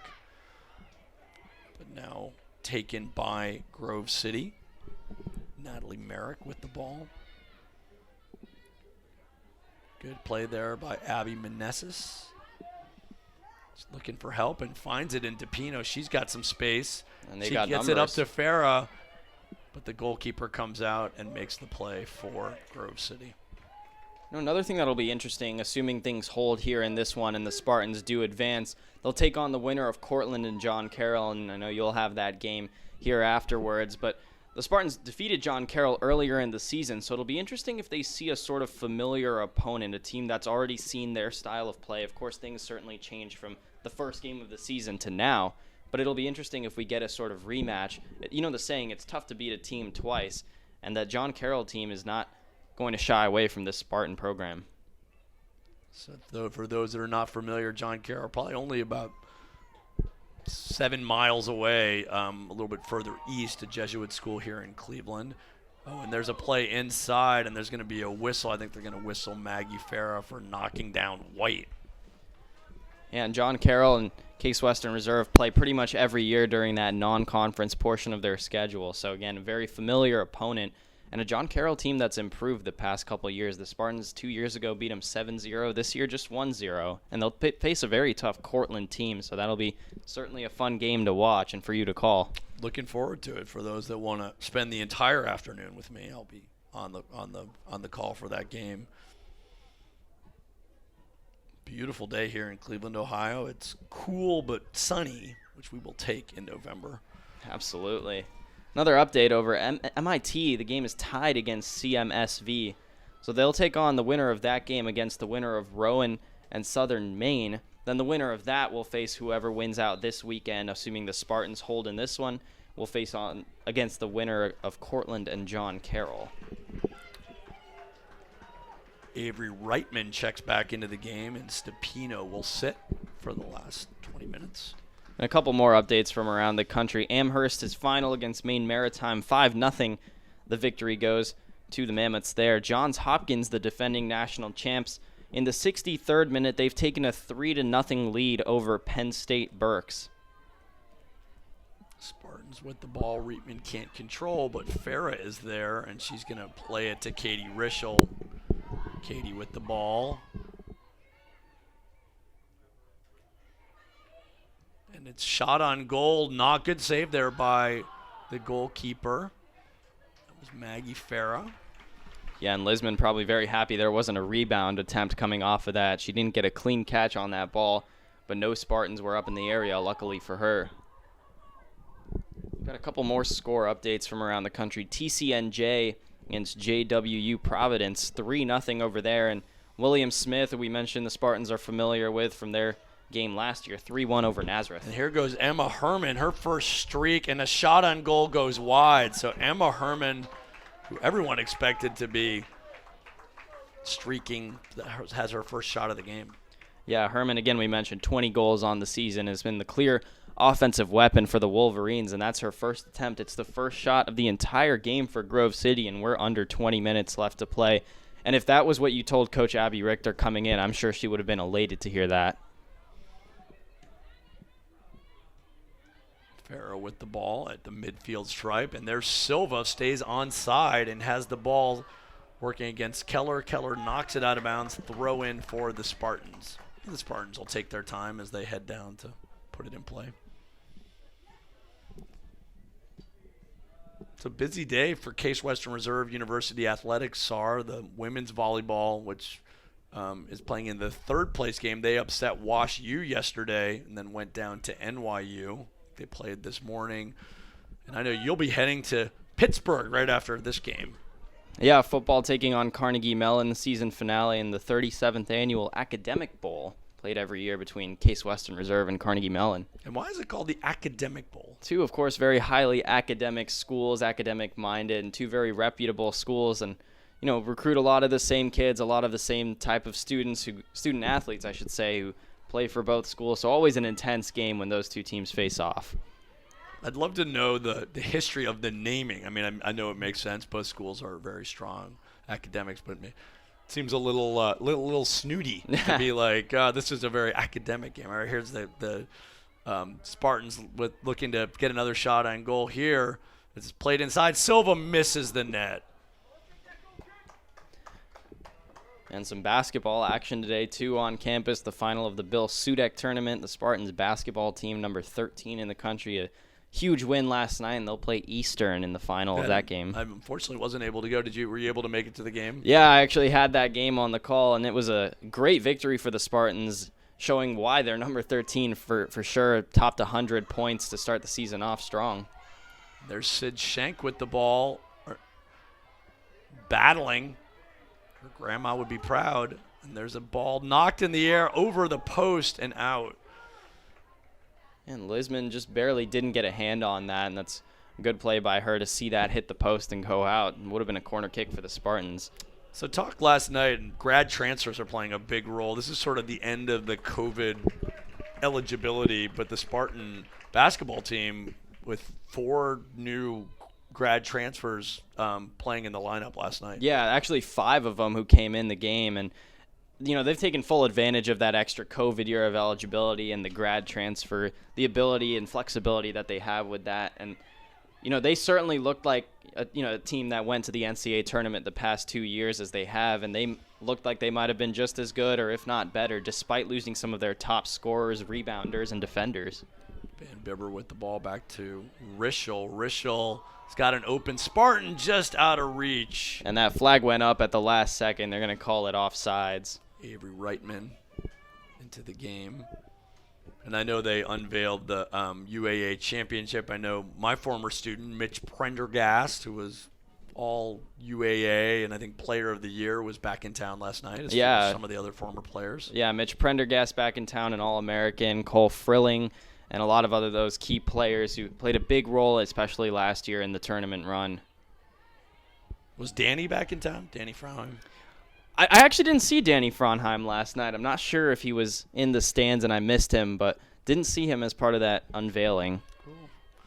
I hope to get over there after the second game of this doubleheader to go pop in on Coach Todd and the team as they kick off. I think it's a 3 p.m. tip-off. I didn't exactly mention to my wife, if she's listening, that I was planning on going to another sporting event because we have a dinner party tonight, and I'm not supposed to spend my whole day at Case athletic event. So, Stacy, if you're listening, I'll be home soon. 14:42 to go in the game. So I'm sure folks aren't super interested in my dinner plans tonight as the Spartans are up 4-0 here on Grove City. Officially, they've notched 30 shots and 14 of them on goal. This is going to be their 11th corner, and just an absolutely dominating offensive performance that they've shown after a 0-0 draw. They had a 2-0 win against Brandeis, but a 2-0 loss before that. This is exactly the type of game they needed. And there's a header, and it goes up and over by Healy. Got a head on it. A couple more substitutions will come in now as well. It's like Julia Flynn and Alyssa Soltis will enter the game. Soltis, a grad transfer from Notre Dame College, which is a local college here, not Notre Dame University, from Parma, Ohio. And Julia Flynn, a sophomore out of Columbus, Ohio, into the game for the Spartans.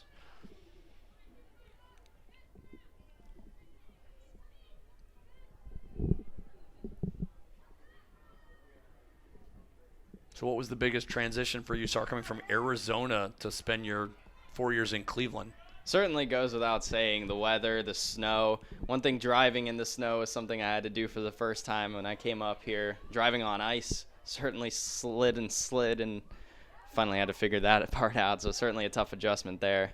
And how did you end up learning? I mean, I think one thing that's interesting for me teaching here at Case is just seeing the diversity of students that are coming from around the country, as Maggie Farah tries to fight for the ball as Lisman clears it. How did you find out about Case? How did it sort of come on your radar? Yeah, my father actually lived here in Cleveland and Avon Lake back in the mid-'90s, so I was a little bit familiar with the area because of that, and kind of did some of my own research and found out that, hey, it is a great academic school, as my dad suspected, and kind of got brought in because of that. And talk a little bit about your experience both as a student broadcaster, but also the work you're doing for the football team. Yeah, it's been an interesting sort of dichotomy. I, work with a lot of the athletic teams here because of that, and work firsthand with the football team. It's been a great opportunity. Coach Greg Debelak brought me back last year to help out, so I work with special teams primarily and with the defensive backs during practice. But then just getting to know so many of the student athletes through that and through this position here as a broadcaster, it's just been something that's interesting to see, as you mentioned, the diversity of people you get here at Case Western Reserve and just different kinds of mindsets and perspectives. That's just so nice to see. And a lot of my closest friends have been made from athletic teams here on campus, so that's also something I've cherished. And what about, I'm sure you have a lot of friends from back home that are D1 and obviously some of these big programs. What's it like sort of seeing a D3 program up close and personal? Because the commitment level from the student athletes here in some ways isn't like remarkably different from the commitment at D1. No, it's not. And I think one thing that's incredible to see is the way students balance it. A lot of the students who come to Division III schools are typically academic minded, but also love their sport and want to continue to play. And I think that's something that you absolutely get here at Case Western Reserve, is students that are able to balance strong academics and strong credentials, internships, co-ops, whatever it may be, and still be excellent at whatever sport they play. So many teams here nationally ranked and nationally relevant, and that's something that is unique to schools at the Division III level. There's a foul on Rischel. And it's interesting, now we have our first, talking about the COVID and eligibility, James Hopper, who certainly is probably, if not the first, one of the only D3 athletes from here to transfer. He was a number one player on the men's tennis team and now is playing at the University of Virginia. And we're talking to him about what he expected that transition to be. And because Coach Todd here runs the tennis team quite hard, it wasn't going to be such a huge difference. It is more time, but it's interesting seeing our first couple of our student athletes. Sydney Schenk checks out of the game, and into the lineup is Marina Morris, first-year student out of Tarpon Springs, Florida.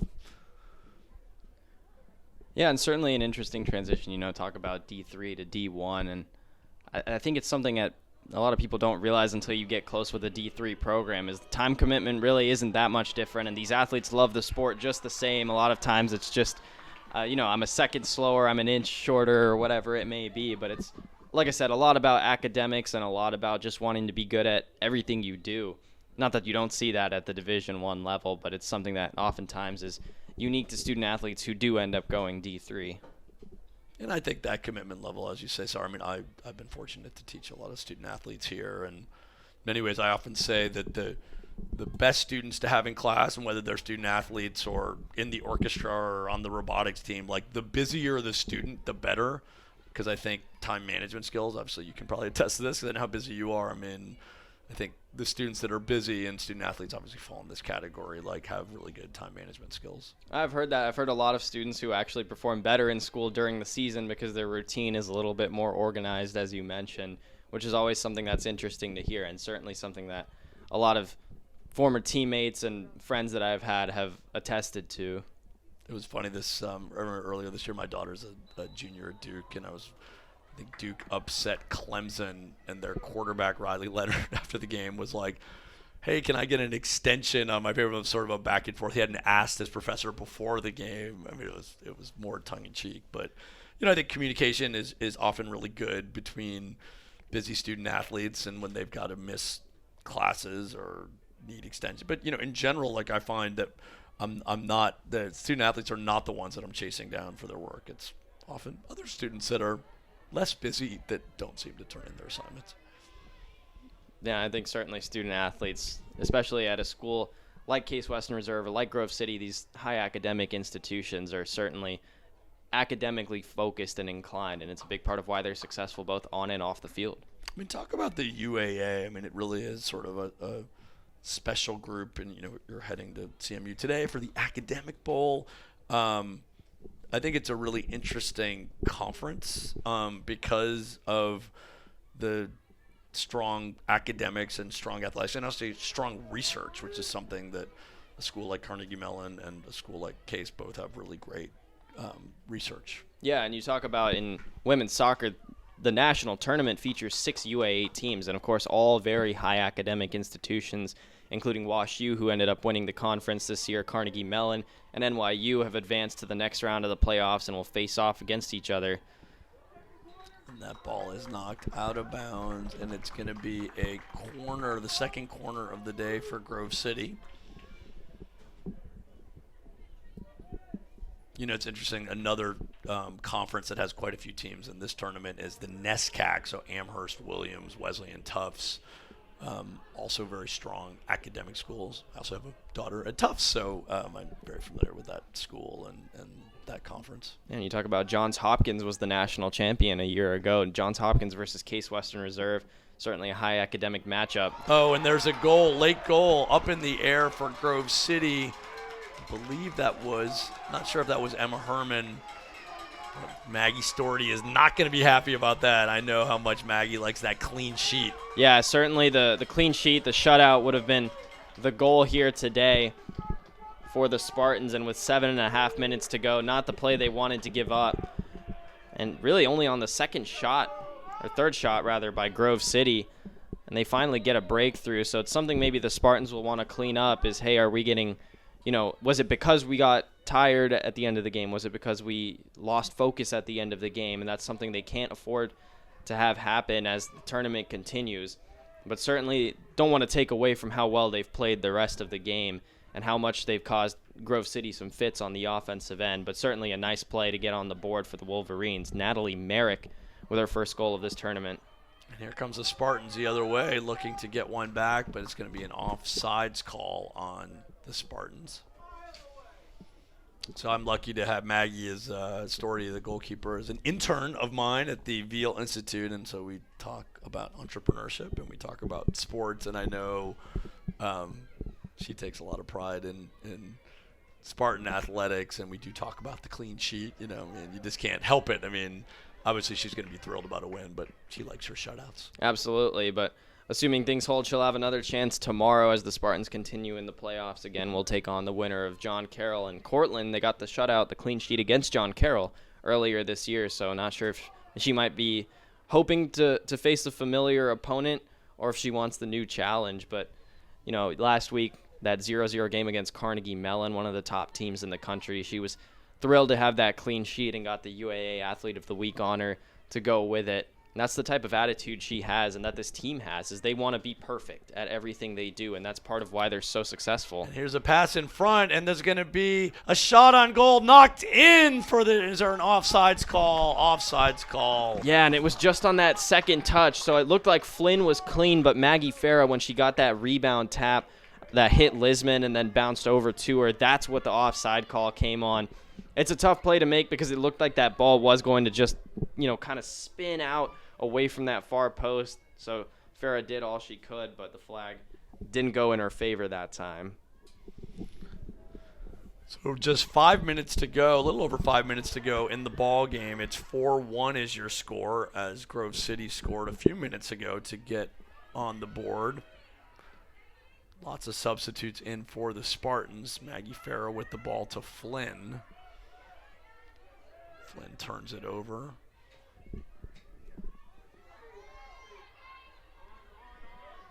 Yeah, speaking of Maggie Storty and being busy, Maggie's pre-med and has been interning with us, and it's just been fun to watch her thinking about what's next and working in the lab and working for our Entrepreneurship Institute as Grove City, looking to can create something, but Maggie Storty comes and picks it up.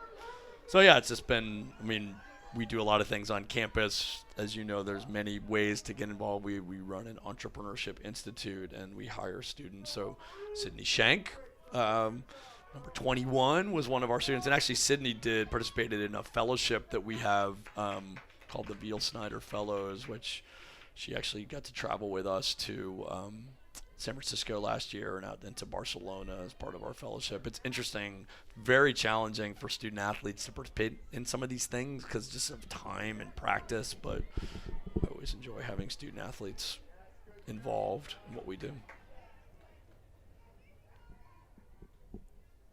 There's actually a startup that sits up at ThinkBox. For those that aren't familiar with our campus, here's ThinkBox is our innovation and maker space, and one of the startups in ThinkBox is called Cleaner. They have developed a filter to filter out microplastics out of the wash, and it was started by 3 Case Western Reserve University students. One is a former baseball player, David Dillman, so a lot of the people that interned there are baseball players, including Zach Carinci, who had our record hitting streak last year. I think it was 33 games. So it's actually interesting to see someone like Zach, who's like, again, they're incredibly accomplished in the classroom, on the athletics field, and he's interning with a startup. So it's cool to see. Just 3 minutes to go in the ball game here as the Spartans maybe look to put another one on the board, as Julia Flynn making a run down the right-hand side, and it's knocked away by Keller. So you'll be back on the call tomorrow. It's a 1 o'clock start for the second round. Yep, so we'll have a game again between the winner of this one and then the winner of Cortland and John Carroll, and that game will kick off tomorrow at 1 o'clock right here on DeSanto Field. Love to see, for those that are in the area, come on down, as there's a little bit of a knockdown there. Katie Rischel will get the throw in. Good crowd on hand. But yeah, number of students in attendance today too, which is always good to see on a Saturday morning. We're at the 2-minute mark here. Farah with the ball. Plays it inside, and it goes through the box. Reitman chases it down. Grove Surdy gets it, but Meneses puts a foot on it. See if the Spartan subs can put a shot on goal. Maggie Farah with the ball. Takes a shot with the left foot, and it goes in. Maggie Farah, goal number 5 for the Spartans. And it seems like they've done some sort of practice with these spinning shots. This time it's a left-footed shot from Maggie Farah. Goes right off that upright, in a perfect position there for Farah. You know, if you're Grove City, they have not played as poorly as the score would suggest. They played really good defense, especially in that first half, and have made every shot for the Spartans as difficult as possible. But when you're as good of a shooting team as the Spartans have shown to be today, it's just so hard to keep them off the board. Again, the best offensive performance the Spartans have had all season, 5 goals, and it comes at the best time as they're heading right into the toughest part of the season. And for them, you got to imagine when they're at this point in the game and they're still scoring, that this momentum has to carry into tomorrow and as they continue to progress in the tournament. So Farah sits down Sumera Sandhier, who's a senior from Dayton, Ohio, gets into the ball game. It's nice to see a senior get some time here in the NCAA tournament as Sumera checks in. Seeing a little bit of action right here as she tries to chase down the ball. Spartan defense mostly staying intact as Rischel, Healy, and Anaya Hartzler remain in the game. Nice move by Keller. As Keller passes it up to a teammate, and there's an offsides call on Natalie Merrick.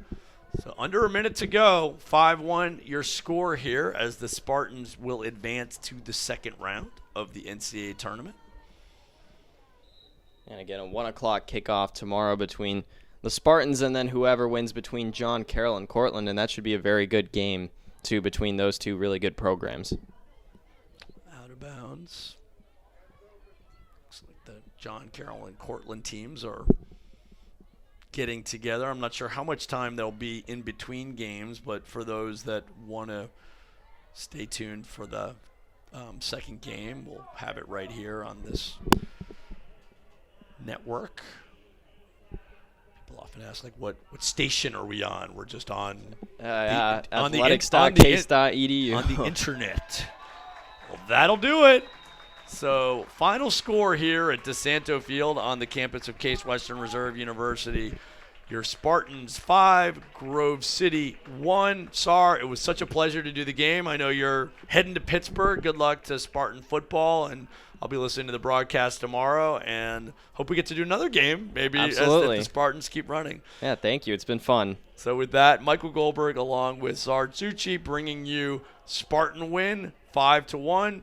For those interested in tuning in for John Carroll against Cortland, I will be back without Sar, sadly, for the second game and on this same broadcast channel. So with that, have a wonderful day.